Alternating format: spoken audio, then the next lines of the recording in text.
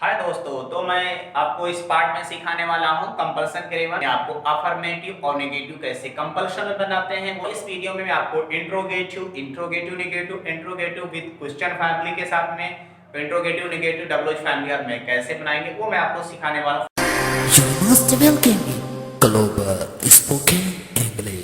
सुबह सवेरे उठना पड़ता है, मुझे बस से जाना पड़ता है, मुझे अपने बॉस की डांट खानी पड़ती है, मुझे ये काम करना पड़ रहा है। अगर आपके लाइफ में इस तरह के सेंटेंस आते हैं, अगर आप भी प्रयोग करते हैं तो आज मेरे साथ सीखने वाले हैं इस ग्रामर को। तो मैं गुलाम नबी, आज हम सीखने वाले हैं कंपल्सन ग्रामर। कंपल्सन का माना होता है मजबूरी या अनिवार्य होता है। तो इसकी हम पहचान आपको पहले बताते हैं। इसकी पहचान ये होगी कि जो हमारा वाक्य होता है, जो हमारी बात होती है, उसका अंत जो होता है पढ़ता है, कि वाक्य के अंत में आपका पढ़ता है आएगा या पढ़ रहा है या फिर ना है। ये इसके तीन पहचान हो जाएंगे।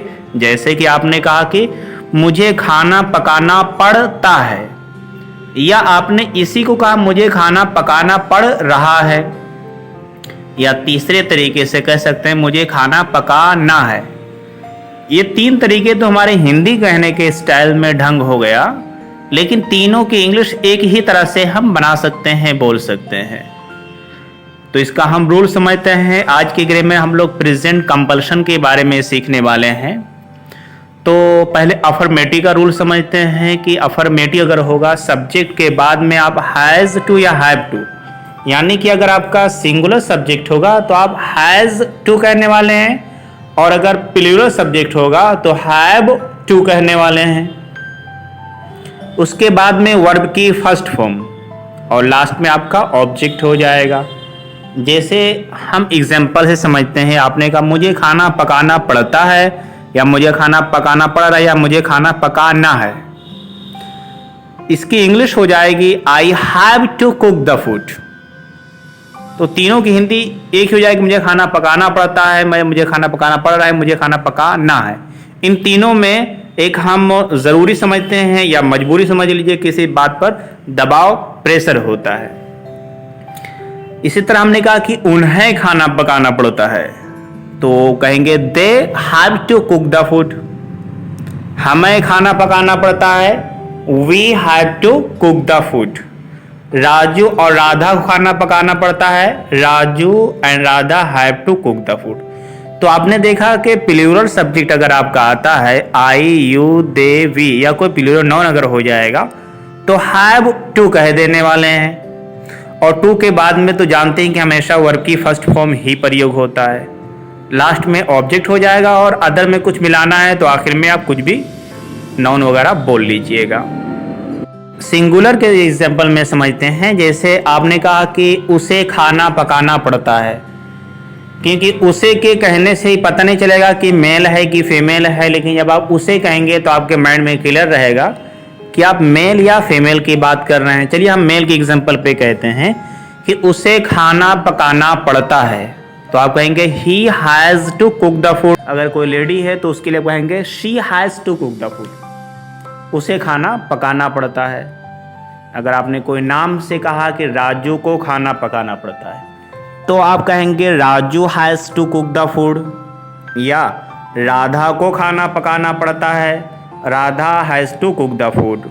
इसे हम एग्जाम्पल में समझते हैं। जैसे कि मैंने आपसे कहा कि चलिए बताइए कि पूरे दिन में आपके कौन से काम करने पड़ते हैं, तो आपने कहा सर मुझे सुबह सवेरे उठना पड़ता है, I have to get up early in the morning, मुझे सुबह सवेरे उठना पड़ता है। यानी कि उस काम को आप चाहें या ना चाहें, वो चीज़ आपकी ज़रूरी है उठना, या आपकी ड्यूटी है, तो इसलिए आपको उठना पड़ता है। और आपने कहा सर मुझे कपड़े धोने पड़ते हैं, I have to wash the clothes, मुझे बर्तन धोना पड़ता है, I have to wash dishes.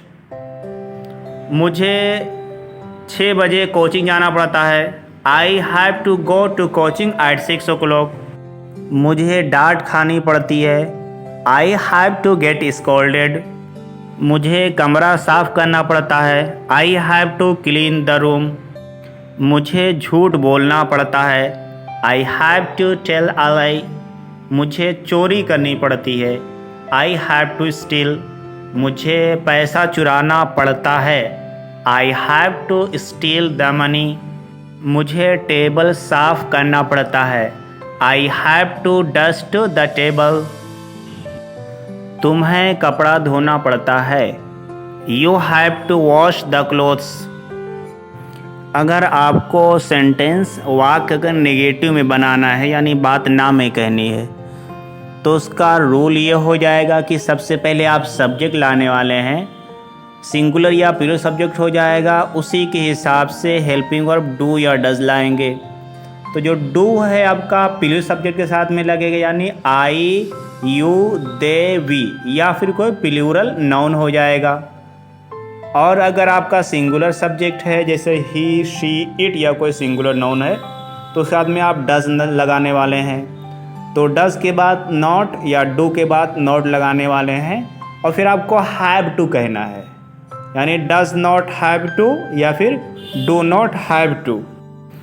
और वर्ब की फर्स्ट फॉर्म यूज़ करेंगे टू के बाद में और आखिर में आपका ऑब्जेक्ट हो जाएगा यानी subject does not have to या do not have to, verb की first form plus object. Negative एक और तरीके से भी कह सकते हैं कि हैज़ नॉट टू या हैव नॉट टू भी कहा जाता है, लेकिन हम यहाँ पर एग्जांपल में डज नॉट हैव टू या डू नॉट हैव टू पर प्रैक्टिस करने वाले हैं। जैसे आपने कहा कि मुझे सुबह सवेरे नहीं उठना पड़ता है तो आप कहेंगे I do not have to get up early in the morning. मुझे कपड़ा नहीं धोना पड़ता है। I do not have to wash the clothes. मुझे कमरा साफ़ नहीं करना पड़ता है। I do not have to clean the room. अगर कोई मैं दूसरा प्लूरल सब्जेक्ट कहूँ तो जैसे मैं कपड़ा साफ़ नहीं करना पड़ता है। They do not have to wash the clothes. Singular की एग्जांपल कहें जैसे हमने कहा कि उसे खाना नहीं पकाना पड़ता है तो अगर मेल है तो कहेंगे he does not have to cook the food. Raju को वहाँ नहीं जाना पड़ता है। Raju does not have to go there. Affirmative का रूल मैंने बताया था आपको कि सब्जेक्ट अगर सिंगुलर होगा तो हैज टू कहेंगे, अगर सब्जेक्ट प्लूरल होगा तो हैव टू लगाने वाले वर्ब की फर्स्ट फॉर्म प्लस आपका ऑब्जेक्ट हो जाएगा। जैसे उसे खाना पकाना पड़ता है he has to cook the food, या उसे झूठ बोलना पड़ता है he has to tell a lie. उन्हें झूठ बोलना पड़ता है they have to tell a lie. अगर आपको इंट्रोगेटिव या इंट्रोगेटिव नेगेटिव बनाना हो तो हम उस पर काम करते हैं। हर ग्रामर को हम फिर से सीखते हैं। किसी ग्रामर को जब इंट्रोगेटिव बनाना होता है तो उसका हेल्पिंग वर्ब पहले लेकर के आते हैं। तो हम इस कंपल्शन ग्रामर में अगर सब्जेक्ट हमारा सिंगुलर होगा तो हम डज के वर्ड को पहले रखेंगे यानी हेल्पिंग वर्ब को, सब्जेक्ट लेकर के आएंगे। सिंगल सब्जेक्ट में ही शी इट या कोई सिंगल नाम हो जाएगा और फिर हैव टू वर्ब की फर्स्ट फॉर्म प्लस ऑब्जेक्ट लाने वाले हैं। एग्जांपल जैसे क्या उसे हर दिन बाजार जाना पड़ता है। कोई मेल हुआ तो does he have to go to market daily. क्या उसे हर दिन बाजार नहीं जाना पड़ता है। Does he not have to go to market daily. कोई फीमेल क्या उसे हर दिन खाना पकाना पड़ता है। Does she have to cook the food daily. क्या उसे हर दिन खाना नहीं पकाना पड़ता है। Does he not have to cook the food daily. हमने कहा कि क्या राजू को झूठ बोलना पड़ता है। Does Raju have to tell a lie. क्या राजू को झूठ नहीं बोलना पड़ता है। Does Raju not have to tell a lie. क्या तुम्हारे दोस्त को पढ़ाना पड़ता है। Does your friend have to teach. क्या तुम्हारे दोस्त को यहाँ आना पड़ता है। Does your friend have to come here. क्या तुम्हारे दोस्त को यहाँ नहीं आना पड़ता है। Does your friend not have to come here. Plural के एग्जांपल में देखते हैं जैसे हमने कहा कि क्या उन्हें सुबह सवेरे उठना पड़ता है। Do they have to get up early in the morning? क्या उन्हें सुबह सवेरे नहीं उठना पड़ता है? Do they not have to get up early in the morning? क्या तुम्हें हर दिन झूठ बोलना पड़ता है? Do you have to tell a lie daily? क्या तुम्हें हर दिन नहीं झूठ बोलना पड़ता है? Do you not have to tell a lie daily? दोस्तों, अगर हमें इंट्रोगेटिव में क्वेश्चन वर्ड मिलाना है तो बस सिंपल सा है कि जो आपका रूल सामने लिखा हुआ है इससे पहले WH फैमिली लगा देंगे। WH फैमिली मतलब question words.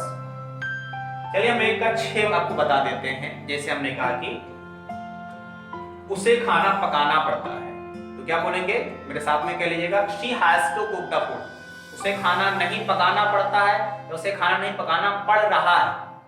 She does not have to cook the food. क्या उसे खाना पकाना पड़ता है? क्या उसे खाना पकाना पड़ रहा है? Does she have to cook the food? और क्या उसे खाना नहीं पकाना पड़ता है या क्या उसे खाना नहीं पकाना पड़ रहा है तो क्या हो जाएगा? Does she not have to cook the food? उसे क्यों खाना पकाना पड़ता है?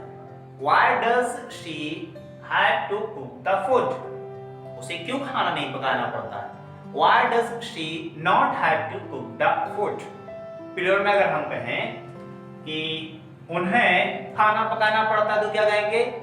They have to cook the food. उन्हें खाना नहीं पकाना पड़ता है। They do not have to cook the food. क्या उन्हें खाना पकाना पड़ता है? Do they have to cook the food? Do they not have to cook the food? अगर आप कहें कि उन्हें खाना क्यों पकाना पड़ता है? Why do they have to cook the food? उन्हें खाना क्यों नहीं पकाना पड़ता है? Why do they not have to cook the food? I hope you must have understood. हमें लगता है कि असर आप समझ चुके होंगे। तो अगर ये वीडियो आपके लिए हेल्पफुल हो तो जरूर अपने दोस्तों को बताइए और इस वीडियो को शेयर करिए। Thank you for watching.